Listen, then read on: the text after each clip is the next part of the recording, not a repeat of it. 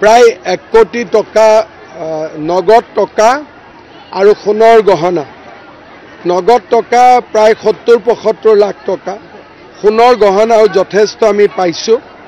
আৰু এই বিষয়াগৰাকীয়ে বৰপেটাত মাটিৰ বহুত গণ্ডগোল কৰাৰ কাৰণে আজি আমি 6 মাহৰ পৰা তেওঁৰ ওপৰত আমি গোপনে ইনকুৱাৰী কৰি আছিলোঁ। যোৱাকালি ৰাতি তেওঁ এটা টুৰিষ্ট লজত আছিলে, নহ'লে যোৱাকালি ৰাতি আমি পালোহেঁতেন। আজি ৰাতিপুৱা ঘৰ গৈ পোৱাৰ লগে লগে তালাচী চলাই আৰু ইমান টকা পইচা ধৰাত পৰে। গুৱাহাটীত গ'লে মই আৰু বিতং প্ৰতিবেদন লাভ কৰিব পাৰিম। অসমত সংখ্যালঘু অধ্যুষিত অঞ্চলসমূহৰ ৰেভিনিউ চাৰ্কুলত বহুত বেছি দুৰ্নীতি হৈ আছে। এই বিষয়াগৰাকীয়ে আমাৰ হিন্দুৰ মাটি সন্দেহযুক্ত মানুহলৈকে ট্ৰান্সফাৰ কৰাৰ কাৰণে তেওঁক আমি স্ক্ৰিনিঙত ৰাখি থৈছিলোঁ। 6 মাহৰ পৰাই তেওঁৰ গতিবিধি আমি চাই আছিলোঁ।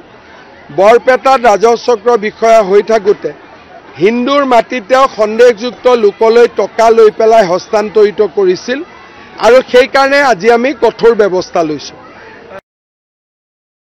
প্ৰায় 1 কোটি টকা নগদ টকা আৰু সোণৰ গহনা।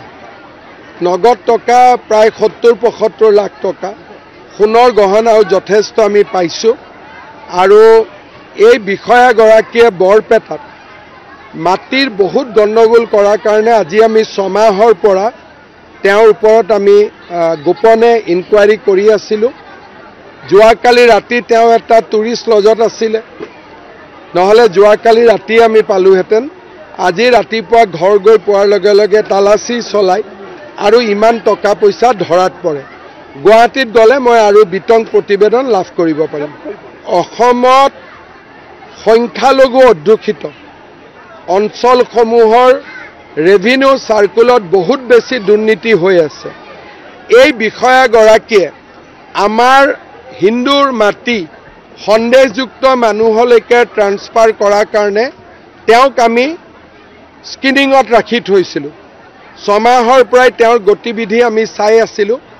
বৰপেটাত ৰাজহচক্ৰ বিষয়া হৈ থাকোঁতে হিন্দুৰ মাটি তেওঁ সন্দেহযুক্ত লোকলৈ টকা লৈ পেলাই হস্তান্তৰিত কৰিছিল আৰু সেইকাৰণে আজি আমি কঠোৰ ব্যৱস্থা লৈছোঁ। প্ৰায় 1 কোটি টকা নগদ টকা আৰু সোণৰ গহনা। নগদ টকা প্ৰায় 70-75 লাখ টকা, সোণৰ গহনাও যথেষ্ট আমি পাইছোঁ। আৰু এই বিষয়াগৰাকীয়ে বৰপেটাত মাটিৰ বহুত গণ্ডগোল কৰাৰ কাৰণে আজি আমি 6 মাহৰ পৰা তেওঁৰ ওপৰত আমি গোপনে ইনকুৱাৰী কৰি আছিলোঁ। যোৱাকালি ৰাতি তেওঁ এটা টুৰিষ্ট লজত আছিলে, নহ'লে যোৱাকালি ৰাতি আমি পালোহেঁতেন। আজি ৰাতিপুৱা ঘৰ গৈ পোৱাৰ লগে লগে তালাচী চলাই আৰু ইমান টকা পইচা ধৰাত পৰে। গুৱাহাটীত গ'লে মই আৰু বিতং প্ৰতিবেদন লাভ কৰিব পাৰিম। অসমত সংখ্যালঘু অধ্যুষিত অঞ্চলসমূহৰ ৰেভিনিউ চাৰ্কুলত বহুত বেছি দুৰ্নীতি হৈ আছে। এই বিষয়াগৰাকীয়ে আমাৰ হিন্দুৰ মাটি সন্দেহযুক্ত মানুহলৈকে ট্ৰান্সফাৰ কৰাৰ কাৰণে তেওঁক আমি স্ক্ৰিনিঙত ৰাখি থৈছিলোঁ।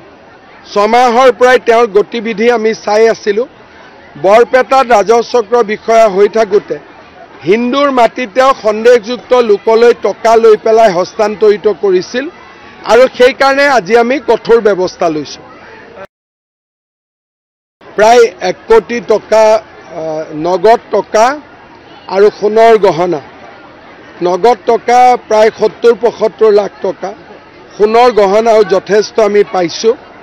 আৰু এই বিষয়াগৰাকীয়ে বৰপেটাত মাটিৰ বহুত গণ্ডগোল কৰাৰ কাৰণে আজি আমি 6 মাহৰ পৰা তেওঁৰ ওপৰত আমি গোপনে ইনকুৱাৰী কৰি আছিলোঁ। যোৱাকালি ৰাতি তেওঁ এটা টুৰিষ্ট লজত আছিলে, নহ'লে যোৱাকালি ৰাতি আমি পালোহেঁতেন। আজি ৰাতিপুৱা ঘৰ গৈ পোৱাৰ লগে লগে তালাচী চলাই আৰু ইমান টকা পইচা ধৰাত পৰে। গুৱাহাটীত গ'লে মই আৰু বিতং প্ৰতিবেদন লাভ কৰিব পাৰিম। অসমত সংখ্যালঘু অধ্যুষিত অঞ্চলসমূহৰ ৰেভিনিউ চাৰ্কুলত বহুত বেছি দুৰ্নীতি হৈ আছে। এই বিষয়াগৰাকীয়ে আমাৰ হিন্দুৰ মাটি সন্দেহযুক্ত মানুহলৈকে ট্ৰান্সফাৰ কৰাৰ কাৰণে তেওঁক আমি স্ক্ৰিনিঙত ৰাখি থৈছিলোঁ। 6 মাহৰ পৰাই তেওঁৰ গতিবিধি আমি চাই আছিলোঁ।